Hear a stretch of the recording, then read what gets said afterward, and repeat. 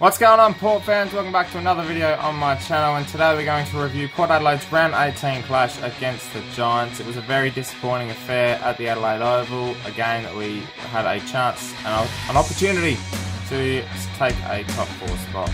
But unfortunately we let it slip, so let's have a look and see exactly what went wrong and how GWS bet us on the day. Well, Port fans, another effort that was quite disappointing, to be honest.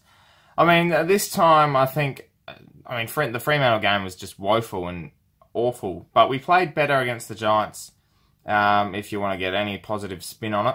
It was an awful game again by us skill-wise. Our game plan going forward was not even in presence. We just didn't know how to kick the footy on the day. Turnover after turnover after turnover. We're a skillless team at the moment, and our midfield is just not even using the ball well. Our set shot on goal is quite poor. Our defenders are struggling so much because of the pressure that the midfield cannot put on, and the wave, the tsunami of balls that come flying in into our defence. You know, the likes of Howard and Homsch, Cleary especially, they're all under the pump. DBJ had to go forward at one stage. It's just such a disappointment to know that we have so much talent. And as Paul Roos said on the couch last night, on Monday night, we're an underachieving side. In the last 5 years, we've had this talent, the game plan, I feel, is that when we execute our game plan, it's second to none. When we play Port Adelaide footy, it's second to none.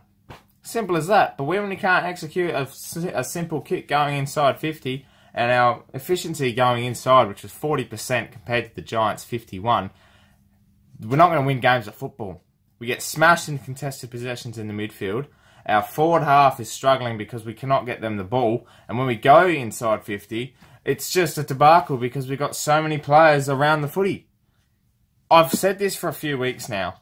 It needs to be addressed. Our structure going forward there's nothing there. So, what I put to you is, instead of criticising it, I feel that Port Adelaide, Kenny especially, needs to take into consideration that when Charlie Dixon is one out, he cannot be beaten. Sure, a couple of times on the weekend he might have misjudged the ball and Phil Davis got him, but he kicked 3 goals when he went forward in the second half. He bet Jacobs on the day. Not Jacobs, Phil Davis on the day.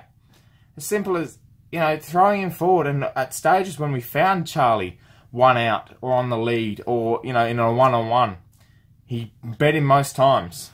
Sure, Charlie might be clumsy on some occasions, but we need to address that. None of this putting, you got Robbie, Chad, Charlie, you've got Hoff, Watts, all in this little pack, all in this 50. It's only so big, that 50-metre arc, that we all have to scourge for the footy, and in the end it becomes a pack of 10. Think smarter when you come out of the midfield going forward. It hurts so many times. That's why we can't score. Last year was brilliant. We could hit a target going forward. Charlie kicks 50 goals for the year because of it. Robbie Gray was on the end of a few. This year, Charlie's only kicked the 20. Robbie Gray's only kicked the 27. There's 5 games to go. They're not even probably going to make 40. It's just a disappointment to know that we have such firepower up forward. They can't kick goals because certain players up the ground can't kick a damn football coming forward. I'm blaming the midfield for this game. Not because they're not talented enough, they're not good enough. They deserve their spot in that side. But when players can't stand up in the game and take on the opposition the way they should, it falls apart, especially in that midfield.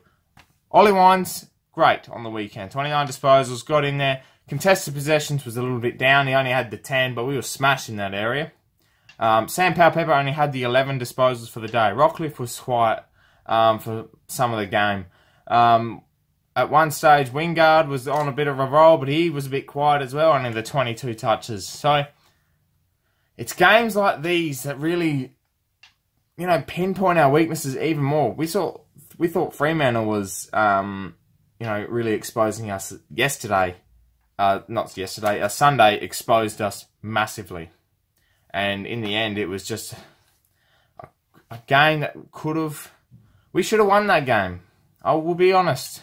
If we took our opportunities, we would have won that game. Yeah, sure, we didn't have Ryder, no Jonas, no Motlop, who pulled out late with a virus, missed his speed, and that's another thing. Why? I know a lot of people want Trengove in the side. So do I. I reckon he's great. He's a real composed player down in defence. But to have 10 disposals for the day because you're playing out of position because Motlop's out of the side, you put a slower player like Trengove in for someone like Motlop who came out. Kane Farrell should have played yesterday because he was that type of player. He's that type of position. He's got a bit of pace too. So, selection was a bit of a worry. I don't know why they brought in Pittard. I don't know why. Because honestly, yesterday, I keep saying yesterday, Sunday's game was one of his worst off his foot. Oh my God, he couldn't hit a target. Honestly, an Oz kicker could have hit a target better than Jasper Pittard. And look, I know he's a Port player. I love every Port player, but come on, Jasper, man. Look, the positive was we came back, we fought out the game, and if we could have hit the scoreboard, who knows? I mean, especially that moment with Chad on the snap, where he should have been given 50 anyway because Phil Davis was not 10 metres away. But yeah, it's just frustrating game, and a lot of people brought up ruck issues. I firmly believe that was a big problem in Sunday's game. 57 hitouts to 30. We lost by 27 hitouts. We only had like 3 hitouts to advantage to 21. That's got to be some sort of one of the lowest hitouts to advantage games ever. So is there finally the time, the wake-up call we need to bring in Billy Frampton? I said it last week in a video. Is Kenny finally opening the idea because he's been so naive to stick with this structure because he knows, his ruckmen aren't ready? Well, you know what? How do you know they're not ready? Chuck him in. Billy Frampton gets to go this week, and I will make my opinion heard. I don't care. There's not a lot else you can say about that game. We all know. We all watched it. We all know how we played. But a little side note as well. Lena, great debut on Sunday. He's a real find for Port Adelaide down on the half-back line. He was running. He's got a bit of pace. He could pinpoint targets going at 80% efficiency. He had 20 disposals for the day, and he was awesome. A real hard-fought debut he got, and you know what? Credit to him. He keeps his spot, and I reckon he's a real... He could stay on the side for quite a while, I reckon. The one key point I wanted to pick out as well is in that third quarter, when we got 35 points down, the game looked lost. Kenny finally thought, okay, we need to change. What does he do? Dougal Howard goes into the ruck. Who does he put with him? I've been calling for this. He throws Wines, Robbie Gray, Travis Boak into that centre square. We start winning the footy. I know, I'll pinpoint Boakey. He had a hell of a captain's game. Well, vice-captain's game, because young Henry was the captain for the day, and that's a real credit to Port Adelaide too. That was really, really well done.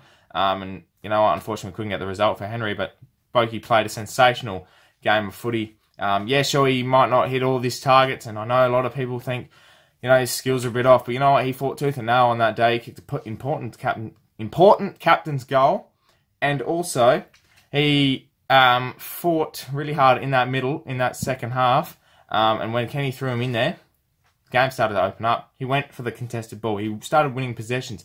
He just found a way to win the ball, and it started to get us going. Robbie Gray ended up going forward, kicked a couple of goals. It's things like that make, okay, look, this is now our opportunity. And we ended up, getting within 10 points, and we fought really hard, but yeah, it's just so disappointing. We couldn't get the job done. And, when you make tough decisions like that, sometimes they pay off, sometimes they don't. See what happens next week against the Bulldogs. But, nonetheless, let's have a look at the round 18 votes. Alright, the votes for round 18, the pair, you know how it goes. 3 votes for a loss, 5 votes for a win. Let's get straight into it. 1 vote goes to Travis Boak. The captain had a superb day. He might not have hit every target, as I said, but he did fight very hard and had a great captain's game. 24 touches, a goal, 6 marks, 9 contested possessions as well. And that goal was really crucial in the second quarter to really get us back in the game. 2 votes goes to Tommy Cleary, playing that Tommy Jonas role very well. He had 16 touches and 9 marks. A lot of rebound 50s as well. Really set up the play, and he just read the ball really well. And I reckon, while Jonas is out, he's really holding his own there. And 3 votes goes to, you know, it was a debate, really. I thought Ollie Wines might have played really well, but I went with Jared Pollock. 29 touches, 4 marks, 3 tackles, 10 contested possessions. He really might have not been seen as the best on the day for anyone. A few fans would have thought so. I thought he was really strong in the middle. He created a lot of run, and it was a really Pollock game that he really fought for his possessions. And, you know, he's been a bit off lately, but I reckon he's starting to find his touch again. So well done to Jared Pollock. He was your best on ground for the Port Adelaide Footy Club in round 18. Well, Port fans, that wraps up round 18. This review, it was a very disappointing weekend for both the Magpies and the Power. Look, we got the Bulldogs in Ballarat this weekend. It simply is a must-win game. You'll see the preview on Thursday night, just after teams get released, so tune in for that. Make sure you tune into the Portress podcast on 8 PM every Wednesday night. And also, thank you very much for everyone listening to the ThePear podcast on Spreaker as well through Port Fan Radio. Really appreciate that. And also, if you are interested in all AFL chat, tune into my new AFL Footy podcast, which is Footy Chat Podcast. I'll leave a link in the description below. So check that out as well. Give our latest podcast a listen. And lastly but not least, if you're new to the channel, please subscribe for plenty more Port Adelaide content coming to you on a weekly basis. My name's Anthony, Port fans. Tune in next time. Thank you very much for watching. As always, obviously, calm the pair.